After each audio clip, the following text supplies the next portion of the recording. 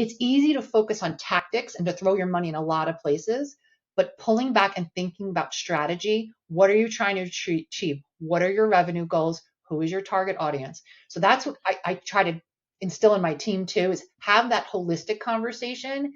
When a franchisee wants to go really granular, pull back and say, let's talk strategy first. Then after that, and you've set up a good plan for testing, right? Different things. If they come back and say, this isn't working, I tried this and it's not working. Let's look at why it's not working. Welcome to the Art of Franchise Marketing.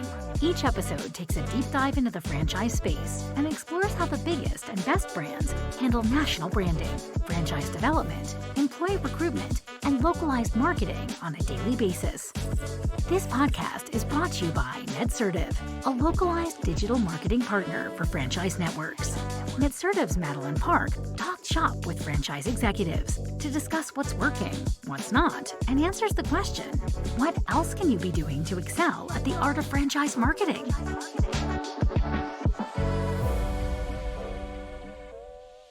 Hey everyone, welcome back to the Art of Franchise Marketing. Today I have a veteran exec for you. We've got Jennifer from Best Life Brands. Jennifer, thanks for joining us.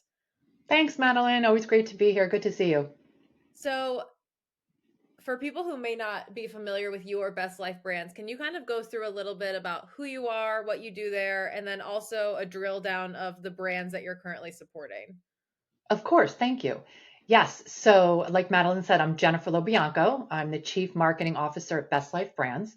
And Best Life Brands is a family of franchise companies supporting individuals, we like to say, on the continuum of care.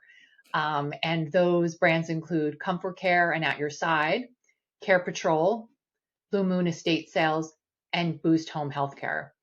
And they all support individuals throughout different parts of their lives. And we like to say we're there for every step of the process, especially for the aging population. So what Comfort Care does is Comfort Care and At Your Side, and At Your Side is another name for Comfort Care in a certain part of the United States, in Houston, Texas, actually. And so they are responsible for helping to provide caregivers in-home care, while Boost also works with individuals in the home, but they provide skilled nursing in the home. Care Patrol are senior care advisors. So that's someone that really is able to consult with a family member or an individual looking for care outside the home. So potentially going into assisted living or memory care community. And Blue Moon Estate Sales helps an individual when they're looking to move out of their home, have an estate sale or liquidation. But that doesn't necessarily just happen when you're aging. Obviously, that can happen when you're just moving or want to downsize. So those are the four main brands. We have over 600 locations now, which is exciting. And I have the distinct pleasure of managing all the marketing for the brands with an awesome team that I have, including franchise marketing, brand marketing, franchise development marketing, and supporting our wonderful franchisees.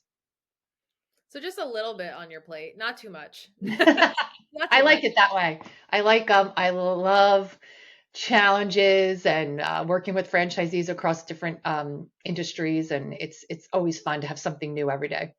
Sure.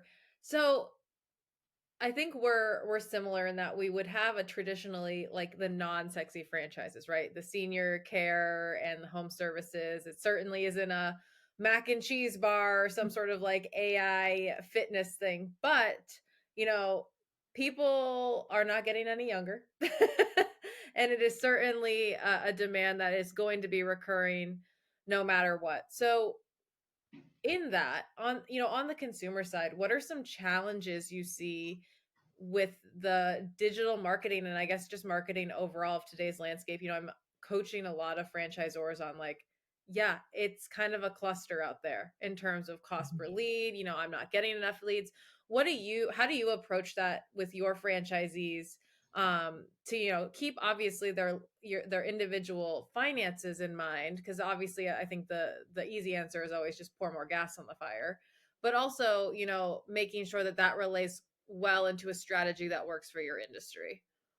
Yeah, that's a great question. And I think that it goes back to, and I've been in franchising for a long time now, franchise marketing, and it goes back to like which which part of my marketing works, right? Which half of my marketing works. I know half of it works, but I don't know which half, right? So the idea is always, I always tell franchisees, you don't want to rest on your laurels. You always want to try something new and test something. So let's say you saw that last year you had really good success in a specific type of marketing, digital marketing tactic or traditional tactic, because some people still do use traditional marketing, right? Radio, direct mail, print. Um, or they saw some sort of success. So one thing I do like to say is stick with what works, but always try something new. Carve a little piece of your budget out to try something different, because you just don't know if it will work unless you try it. So that's one piece of advice I do give franchisees. Another thing is, you could get very, mired in the details of, or like they say, analysis paralysis, get too focused on the data. Because, when I started off in marketing a really long time ago, it was traditional marketing, and we were basically focused on brand awareness metrics and then eventually driving traffic to a website. But we didn't have all the analytics we have today.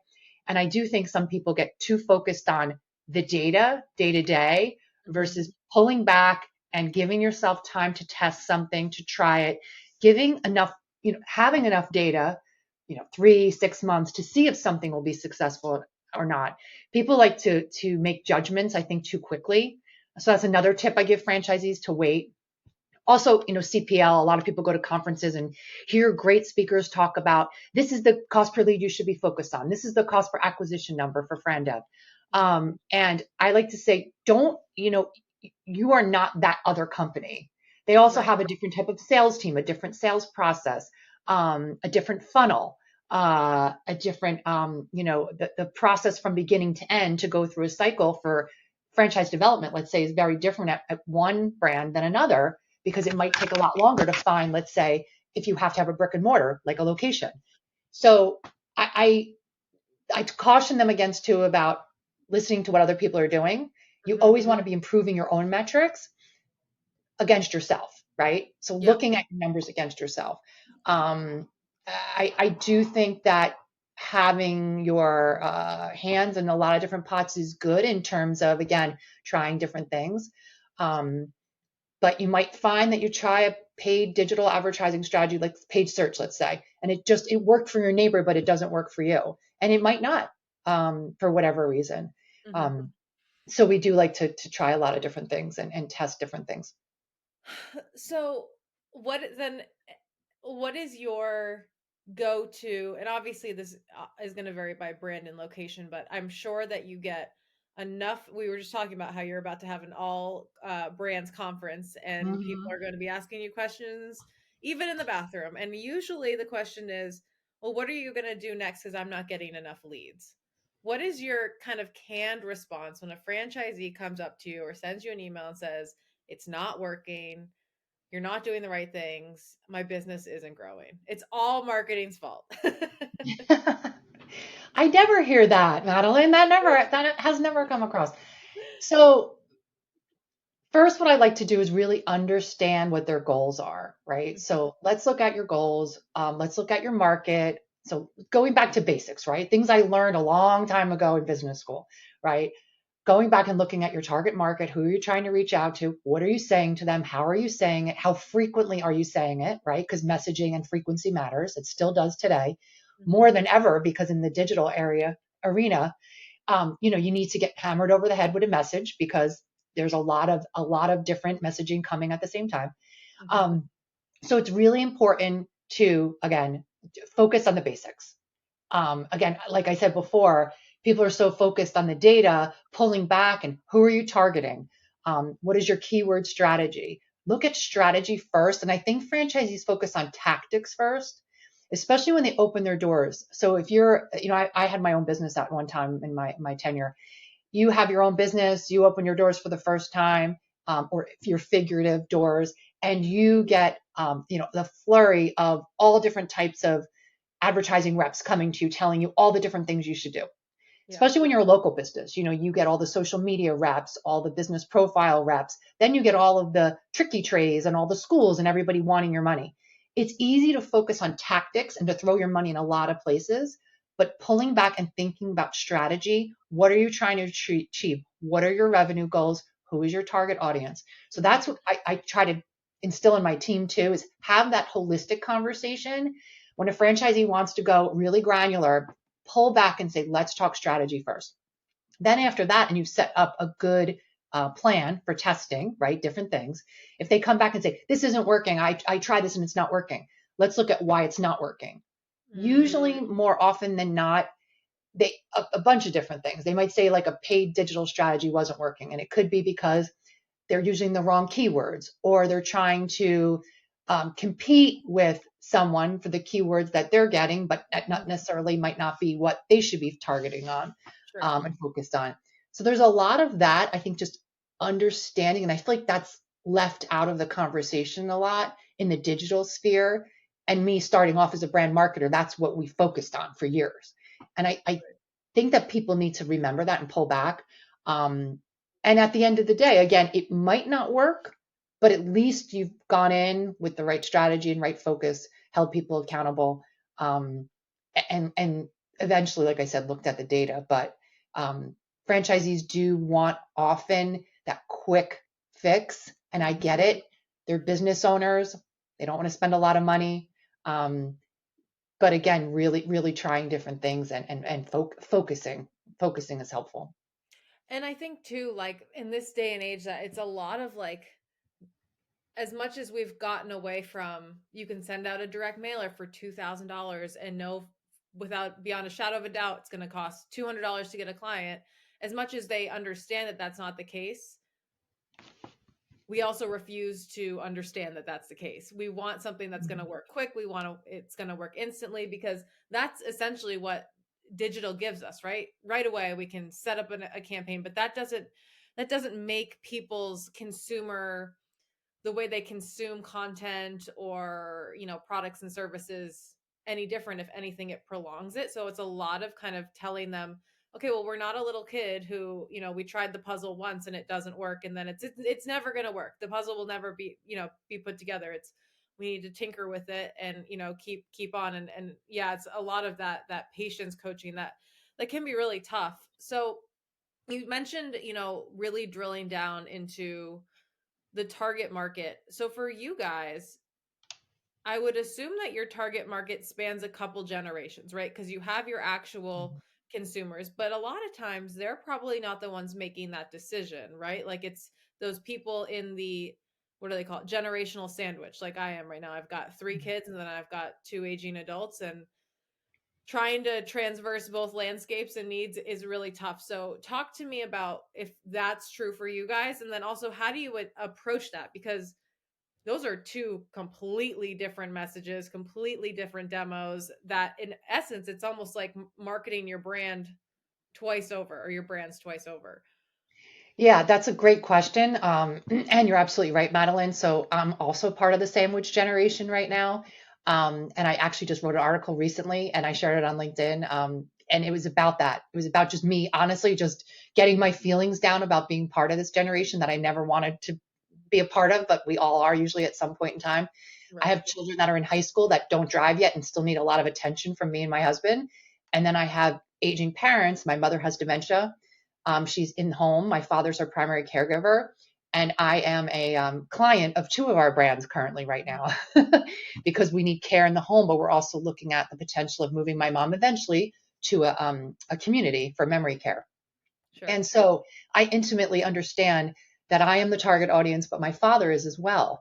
And the way that we approach someone like my father, who's in his early 80s, to talk about his needs and the needs of his wife are different than we would talk to me. I think of things very pragmatically about the situation, and my father thinks of things much more emotionally, right? And so how you approach individuals is much different. An example of that, something that we decided to do a year and a half ago now for one of our brands, Care Patrol, is we launched a podcast. And the reason we launched that is because we really felt as though there was a unique offering that we had in terms of providing resources and education to those people that were seeking our guidance, senior care advisors. And we didn't want to sell anything to people at this point. When you're at this point and you are going through the process of trying to find a community for a parent, and a loved one, you don't want anybody selling you anything. Mhm. And our services, the consultation is completely free. And the education we wanted to give them is we didn't want them to have to give us anything to listen to this podcast. The podcast, My Care Advisors, talks about a lot of things, the difference between dementia and Alzheimer's. It talks about the right community for your needs. Mhm. It talks about the cost of this type of extended care.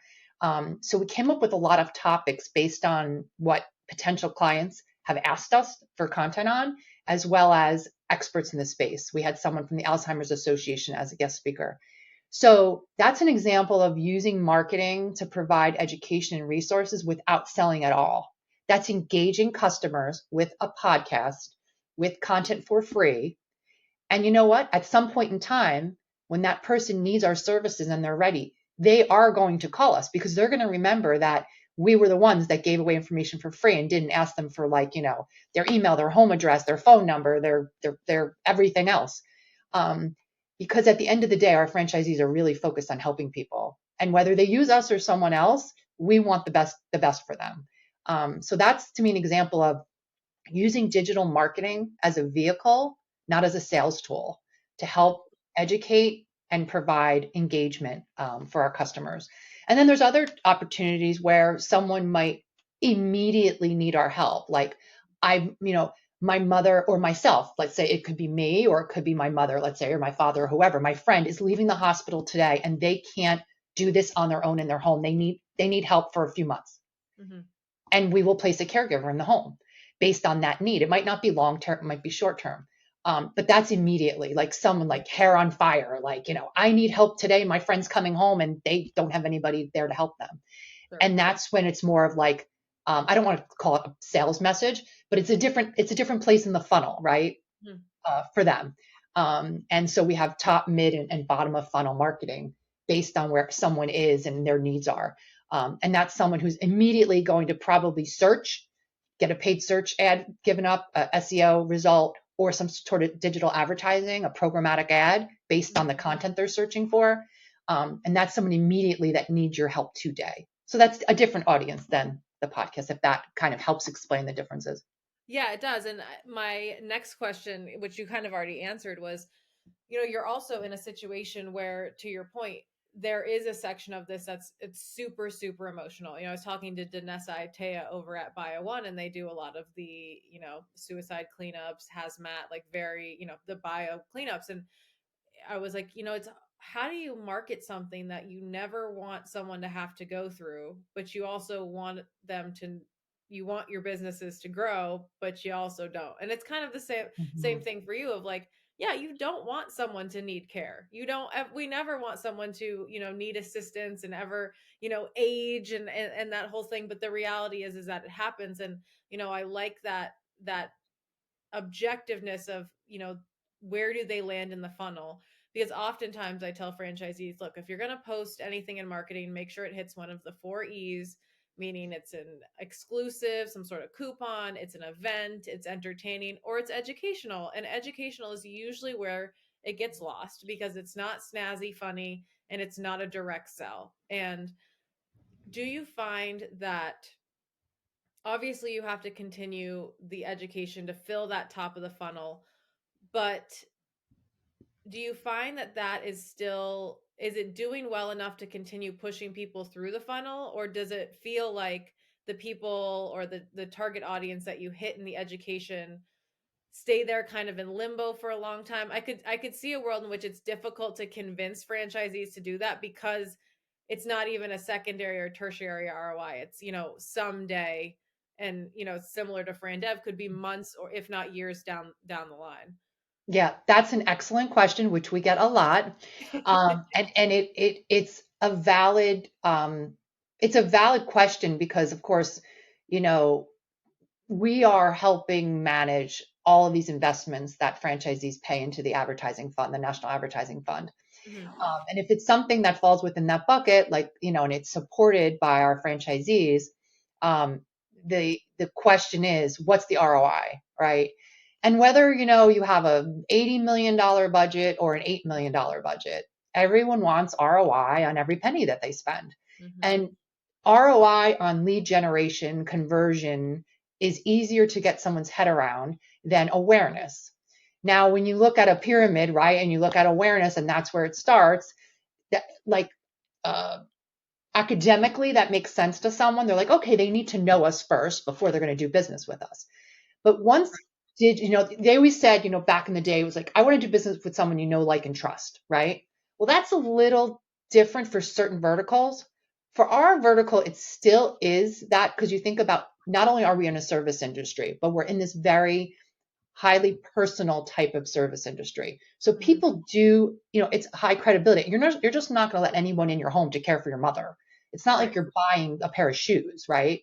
So this isn't e-commerce. So it is, we still have to, but quickly have to establish that know, like, and trust. That's the difference. You have to do it quickly because there's a lot of competition out there. They are getting a lot of messaging on digital. So while I like to have the time to develop those relationships with a customer before they become an actual client, we are, it does have to, you have to speed it up a little bit. So to your question about franchisees maybe not having the appetite for something like that, that is definitely the truth. Not everyone does. It's my job to help them understand why over the long time it will make a difference. It's going to differentiate you, and it will make a difference. And the only way to really prove that is eventually by ROI.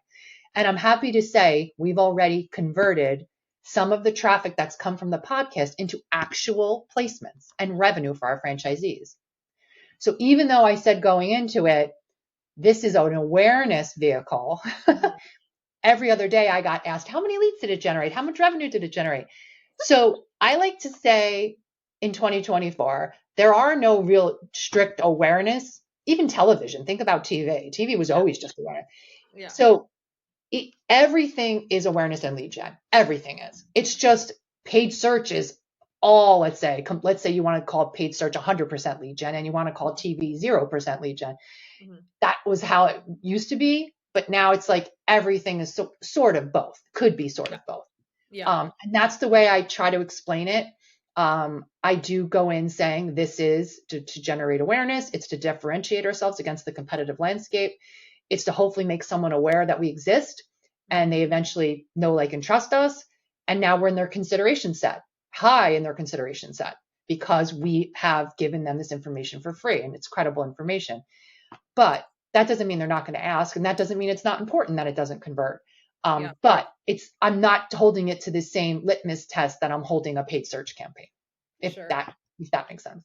Yeah, that was a way smarter way of when I try to say, like, just hold your outlets accountable for what they're good at. Like, Pinterest is not, it seems like it's a great place, but it doesn't convert. I've never met one woman or anyone that goes on it and is like, oh, I'm going to leave Pinterest to go look at a paid ad. Like, no, you're on there to pin and relax. And same thing with, TikToks. Like, if you're not selling like cheapy bracelets and tennis shoes, like, you're probably not going to convert, on there and making sure that that's understood. Now, that said, I'm sorry, Mal, I just wanted to chime in. Go. That said, attribution, right? When you look at attribution modeling, it's interesting to me because I feel like over time, attribution, like the importance of attribution modeling. And I remember when attribution modeling first started and there was all these companies popping up that were positioning themselves as the expert and to try to help figure out the right type of attribution model you should build.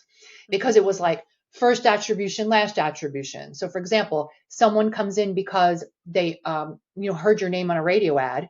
That's first attribution. Second would be your website. Third might be an ad that they receive. Fourth might be their friend telling them that you're the best company ever.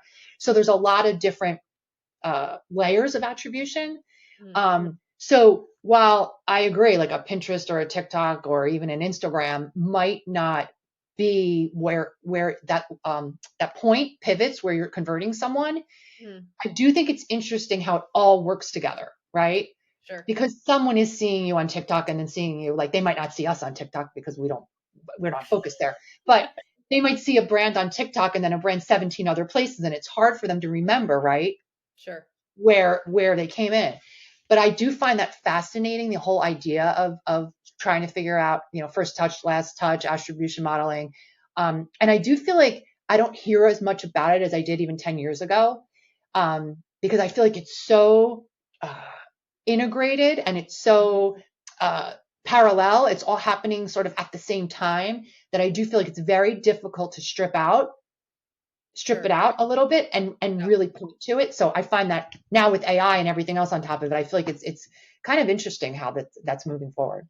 And I think, I know it's a big deal in franchising, and I'm sure it is in other businesses too, but the attribution is also just tough to get in general, making sure that things are linking back and tracking to the leads, Oh which yeah. tracks to the closures. And if you really don't have your CRM or marketing vendors or every single account locked in, which can be very difficult when you have 600 plus Mhm. franchisees, that tracking in general can be very, very tough. We know if you even ask someone point blank, where did you hear about us? Usually they say Google, even if it wasn't Google. They Right. just Yeah. assume, that's where it was. So, does your thinking on this relay to Fran Dev as well? Does it does your same kind of modeling, obviously it's different targeting, it's different budgets, but overall, do you think that you keep the similar strategy for Fran Dev, or do you pivot away from that? Similar strategy as what? As consumers, in terms of different pieces of the funnel, Mm. making sure that there's different touch points, primarily digital, but you might use traditional, maybe it's consultants, in general, or do you think that it's a more straightforward one-to-one approach? For us, here anyway, the focus has really been on the latter. We Hmm. aren't we do some messaging testing, actually quite a bit in social media now. We've done Hmm. a lot of social media testing of different strategies because that was something over the past year and a half. That was something when I first started here 2.5 years ago that it was we really weren't doing any social media on the friend dev side. Hmm. And while I had never really seen Fran Dev leads convert at a high level from social outlets, I wasn't going to completely throw that out and say it doesn't work. And I'm Hmm. not talking about LinkedIn because LinkedIn is specifically focused on our sales team going out and Yeah. developing relationships and trying to convert, let's Sure. say, an operator of a different concept to ours. That always, I think that is always a good idea. Yeah. Uh, what I'm talking about is straight up Facebook advertising, trying Hmm. that. So myself and members of the digital team, we were like, we want to give this a really good shot before we say we're not going to do social media at all. Hmm. And we really went out there and hired a really great agency that focuses on social media, especially for Frandev. And we tried it again for the past year and a half. And last year, in the middle of the year, we had our first Facebook ad convert to a Fran Dev actual award. So I'm here to say that it could work. Um, so we haven't stopped trying it. Um, Sure. we different than on the consumer side. So on the consumer side, we have a lot of different campaigns running for a lot of different target audiences in a lot of different tactics. Yep. Um, we stick to mainly for Fran Dev. We're of course we're in the main portals. We do paid search, SEO, and social media. Those are Hmm. the main four that we stick to. Those are the and we have a good PR, really good PR program. But Right. those are the four we stick to. We never pull one out and say we're not going to do it. Since I've been here for 2.5 years, we've run all four simultaneously. Obviously, SEO is always running, but Hmm. I mean a concerted effort to have content to drive traffic to our website, of course. But our paid campaigns are mainly paid search, SEO, and portals, and we never completely pull out of one because what's interesting I find is having this portfolio of four brands is 1 month we might see a really good conversion to like lead form completion um, on paid search for one brand and the other brand it's tanking. And then the next month the one brand is up and the other one's down. And then paid search, paid social is really good and the other one's not. It's so interesting to me how um, Fran Dev, and I've been doing Fran Dev marketing for a long time now.